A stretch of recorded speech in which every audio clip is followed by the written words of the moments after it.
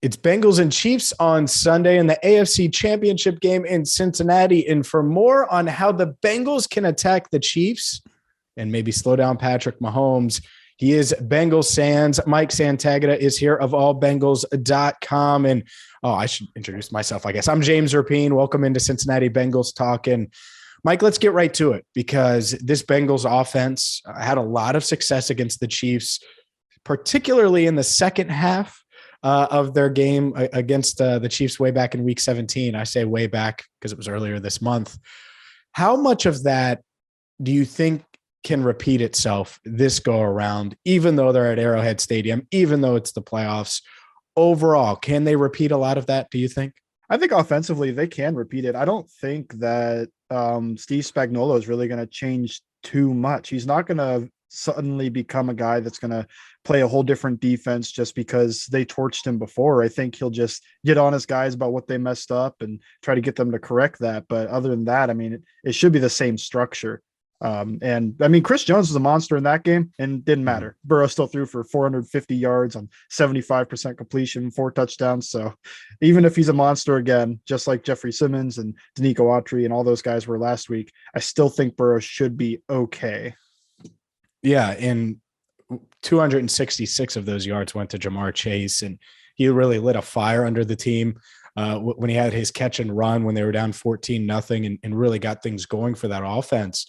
Do you anticipate Spagnuolo adjusting at all on Jamar Chase? Because it doesn't take a rocket scientist or a football coach or a film analyst to look at it and say, whatever the hell they were doing, it didn't work. Yeah, I think there'll be small adjustments. They're not going to straight up double him, I would say. But when you look at what they did to Stephon Diggs last week, and they held him to 7 yards, although I think that was a little bit of the Buffalo offense was thinking that they're going to do a lot to him. So they're going to put their best cornerback on him, which is Ward, who he beat multiple times in that game. They're going to probably keep Sorensen away from him so they have no repeat of what happened on that long touchdown. They'll probably try to keep the other safety over there. And I mean, they'll probably have the safety just know that's Jamar Chase. That's number one. Like, you can expand out instead of being 50-50 in between the two guys, maybe expand out your like 60-40 type thing. And if you're a corner, sink a little bit more, let them take the underneath stuff if you're in a zone and just try to limit what he does. But they're not going to straight up call the old Belichick cover one double number one that they used to do to Chad. At least not, I don't think they will. They could, but I don't think they will. And that's the thing. If they do, I'm fine with it. And I think the Bengals would be fine with it because T. Higgins, Tyler Boyd, and that's the part of it. I mean, Higgins had, I think, 62 yards in the first game, just 3 receptions. But I would anticipate him having a bigger day. They're going to need him to have a bigger day. If Chase gets that same coverage, who do you anticipate Higgins and Boyd, them having to deal with and match up against? So L'Jarius Sneed's the slot guy. He'll probably go against Boyd for most of the game, although they play a bit of zone, so you can free up Boyd against a linebacker. I mean, sign me up for that, by the way. That's always available when you've played too high with in a zone coverage.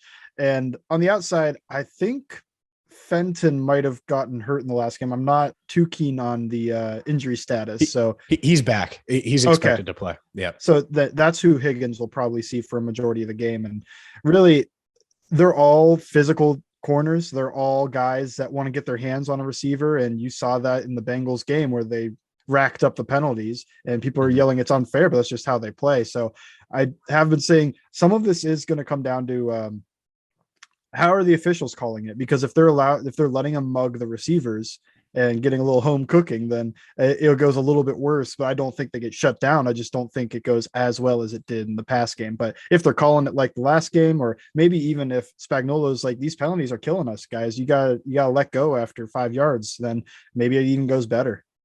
Yeah. And that's the thing is I wonder if they're going to mug them, if they're going to allow them to do all those things. It's the AFC title game. So just typically I'd say, all right, officials, swallow your whistle a little bit and let them play a little more. And if that happens, it could certainly favor the Chiefs defensive backs. Let's talk about a couple more aspects of this offense. And I'm going to get to the offensive line for those wondering, but CJ Uzomah, could this be a CJ Uzomah game? And 2, and we'll just combine them. What about Joe Mixon in the run game and in the pass game? How do you think that number 28, number 87, the impact that they could have on offense? I think it's possible you see the Bengals maybe not at the start of the game, but maybe in the second half, maybe they tie game or a real close one.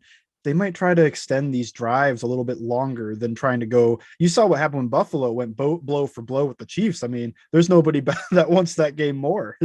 Kansas City wants that. So maybe, and I'm not saying you grind the clock just running the ball, but that's where Uzama would come in with some underneath catches, and Mixon could come in with some underneath stuff, and just trying to work that type of stuff in there as well, rather than just throwing bombs to Jamar Chase. And it's awesome, but that just leaves the Chiefs a chance to do the same. So I think it's possible both those guys have a pretty nice game. I would look for it more in the second half, I think.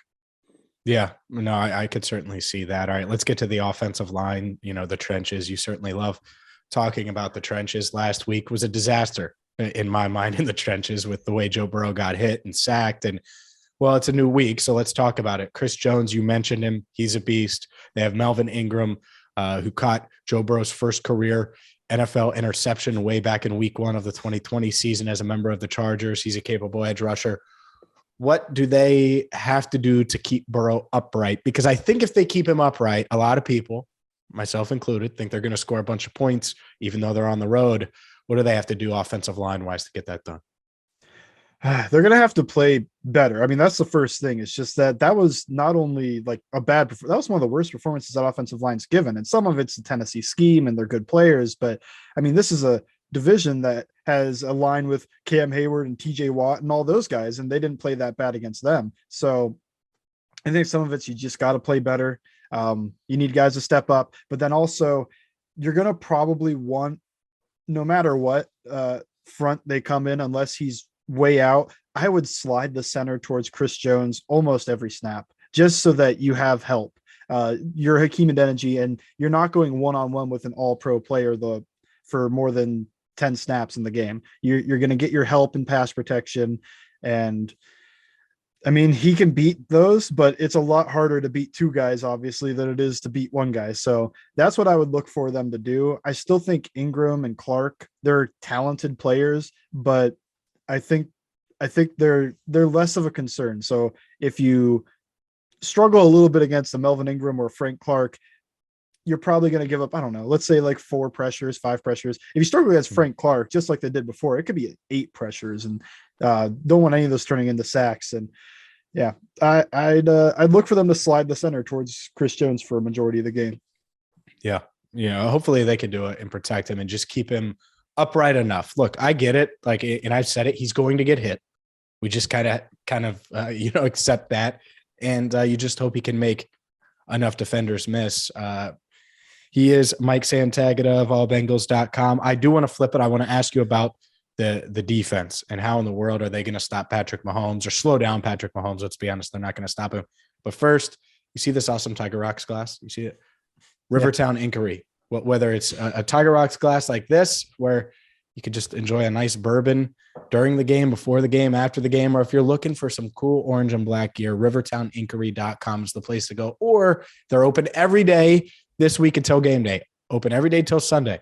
So check them out at rivertowninkery.com. They have a ton of stuff, including the Locked On Bengals. My co-host Jake Lisco and I, we put together that Tiger Lock shirt. They have that there and so much more. The Bengals on the Brain shirt, which orange and black on the brain, I guess is technically how I should call it. For Joe Goodberry shirt, they have that as well. So rivertowninkery.com, or they're located in Oakley on Madison Road. So check them out. All right, Bengals fans, let's dive in. Let's talk about this defense, because they did pretty well against Patrick Mahomes and company in that second half. I don't think they can duplicate that. It's kind of funny. I'm confident the offense can do what they did in that Week 17 matchup. The defense, at least in the second half, not so much. What is the key to slowing down Andy Reid, Patrick Mahomes, and this extremely fast Chiefs offense?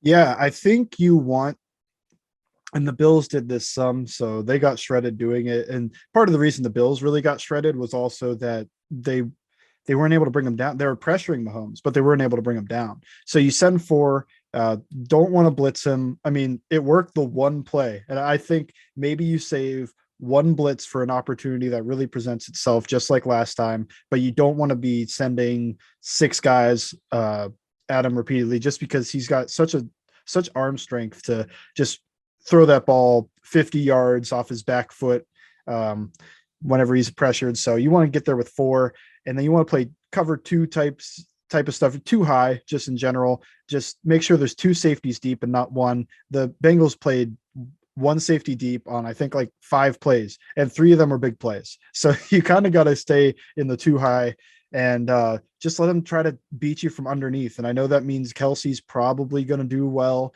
but the thing I keep going back to is you want to limit the amount of possessions Mahomes has, because it makes a mistake or anything he does so much more magnified. If Trey Hendrickson can get a strip sack and they flip field position, that means a lot more when there's less drives in total for the Chiefs and the Bengals. If Eli Apple can catch the interception, or Mike Hilton can catch the interception this time that gets thrown to them, that means a lot more, because if you're just doing that and then you score, they score, and it just goes back and forth, you're creating more and more opportunities for them to catch up. While if you can force them to take their time driving down the field, I mean, you don't want that to happen and then you go 3 and out and then they take another long drive because your defense gets gassed. But if you just limit the amount of opportunities they'll have, I think that's one way that you can beat this super high powered offense.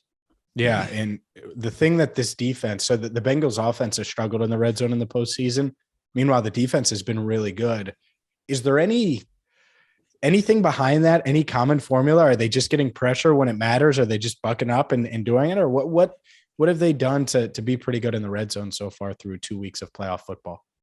I think both, that defense in the red zone is always easier than defense from the other 20, just because there's less room to cover. And I think in these condensed spaces, one, it's a little bit easier on them. And I know that seems counterintuitive. You're about to score. They're about to give up a touchdown, but they stepped up. I mean, you think of the Raiders game and just that last 4 plays from first and goal, and every single one of them, somebody stepped up. And you can say whatever you want about Derek Carr, but if Jesse Bates doesn't break on the ball, break up the one pass on 3rd and goal, or Jermaine Pratt doesn't undercut it and intercept the ball on 4th and goal, I mean, we might be looking at a different game, might have gone to overtime or something. But I think they step up when the going gets tough there in the red zone. I think they can do a little bit better, especially against the Chiefs. The Chiefs have a really good red zone package. I will say that's the Andy Reid effect, that he's really, really smart and creative, and Eric Bieniemy too. But that is something with the Chiefs where if you're from the 50 or the 40 or wherever, you've got to worry about the entire field with Tyreek Hill and Mecole Hardman and all these guys. When you're from the 20, you just have that area to work with. So it's less worried about getting on your heels and getting beat deep and not letting anybody get past you and being able to play what's in front of you. Yeah. If they can get some stops, turn 7 / that into 3, that goes a long way and could feel like a legit stop, right, against this Chiefs offense. Man, I'm excited. I think it could be a really, really good game. Make sure you check out, by the way, Mike did a great breakdown of DJ Reader. He was the best player on the Bengals defense last week, right? But you did it for allbengals.com. Was he the best player on the Bengals defense, you'd say? Last week, yeah, for sure. I mean, he shut down that run game almost single-handedly. Yeah, and it's crazy because now, how big of an impact can he have this week? Because the Chiefs, it's not like they're going to run it up the gut a ton. Can Reader still have a pretty significant impact, and how hard is it going to be on him? I would say the more passes you get in the game, Reader isn't the best pass rusher. He's not terrible, but what you're looking more for him is maybe condensing the pocket, making it so Patrick Mahomes can't step up. And then you get a guy like Trey Hendrickson against a guy like Orlando Brown. He's faster. Maybe he can win around the outside. And if Mahomes can't step up, you're looking at a sack rather than just a pressure, had to move off his spot and he could reset and throw. So the impact with him and anybody on the interior of this defensive line is going to be trying to limit Mahomes stepping up into the pocket. Yeah, hopefully he can do that. He's Bengals Sands, Bengals_Sands on Twitter. Give him a follow. Again, check out his feature or film breakdown, not necessarily feature, film breakdown on DJ Reader, and check out our one-on-one conversation with T. Higgins. But for Mike Santagata, I'm James Rapien signing off for now right here on Cincinnati Bengals Talk.